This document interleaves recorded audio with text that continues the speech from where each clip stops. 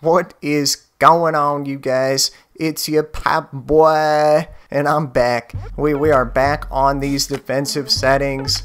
Took a little break to get some gameplay sliders hammered out, and by the way, we will be getting back to those pretty soon, but I had to get back to testing these defensive settings. Just too important. So we gotta make sure we get these set right. We gotta stop our AI defenders from making dumbass decisions on defense. So that's all we do here. With each and every episode, we take another step towards turning our AI teammates into smart defenders. So let's get it going. So I want to give you guys a little update on the series. The next defensive settings episode will be on ball screens, pick and rolls, hedging, all that crap. Stay attached to, yep, that one too. It's going to be a big one. It's going to be a good one. Just about done testing all of it. Coming out really good. I'm really excited about it. Make sure to look out for that. By the way, the best way to keep up on everything, you can subscribe if you're not already. Turn your notifications on after that. You'll get an alert out on that episode. But right now, we need to knock out this force direction setting right here. Alright, and this setting determines the alignment of your AI defenders when they're guarding the ball. So it's kind of important. This setting is going to allow us to tell him to shade over to one side or another to encourage the ball handler to go a certain way.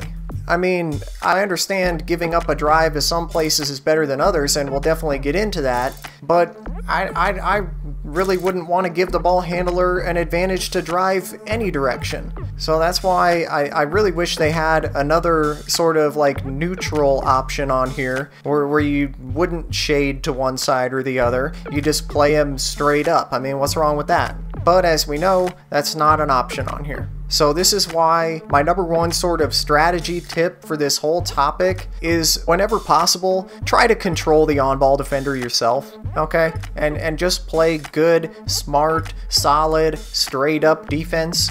Don't make yourself vulnerable to one side or the other. Make the ball handler actually beat you. Just play him straight up. Good old-fashioned on-ball defense. But at the same time, you're not always going to be able to control the on-ball defender in every situation. So we still need to set this setting.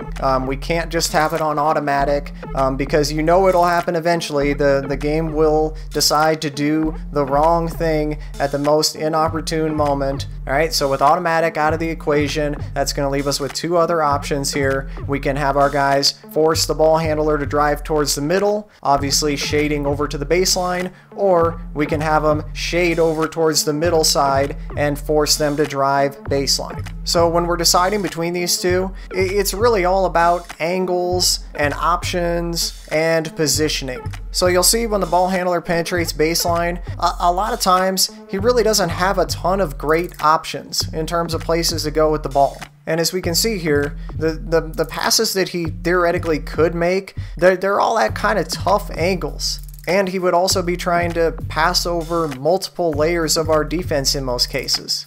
And the defense just has an easier time sort of bottling him up. I mean, he's got to worry about stepping out of bounds. Just not a ton of room to operate down there. And if he's going to try to put it up himself, a lot of times he really doesn't have a great angle at the rim from down there. Unless he just totally smokes the entire defense, there's no help. Obviously, he's got a layup. But if there's any defense around at all, once he gets down the baseline, a lot of times he's just kind of stuck. I mean, as far as I can tell, there's really only one kind of decent pass that he can make, and that's if the big comes to help and cut off his drive. So he's going to leave his man open in the paint. But this is where the positioning that I talked about earlier comes into play, okay? You'll see when he comes to help, even though he leaves his man, he never lets his man get behind him. So the whole time, he remains between his man and the basket, okay, which is a huge deal because this gives him the opportunity to still recover if and when that pass is made.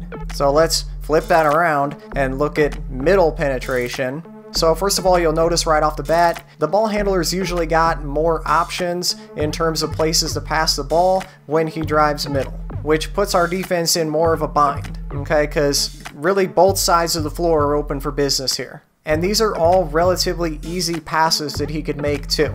Alright, so that's no good for the defense. But also when he drives middle, you just got more room to operate. Okay, and one of the things that happens when we give the ball handler all this room like this, the help defender is just going to have a harder time staying in front of him.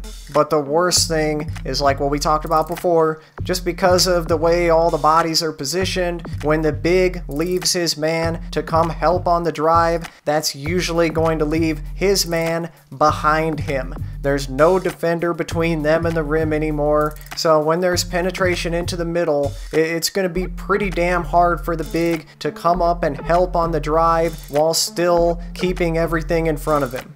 I think that might be enough for us to say we're probably going to want to go ahead and put this on baseline, right? I think that's quite enough. I think we're good.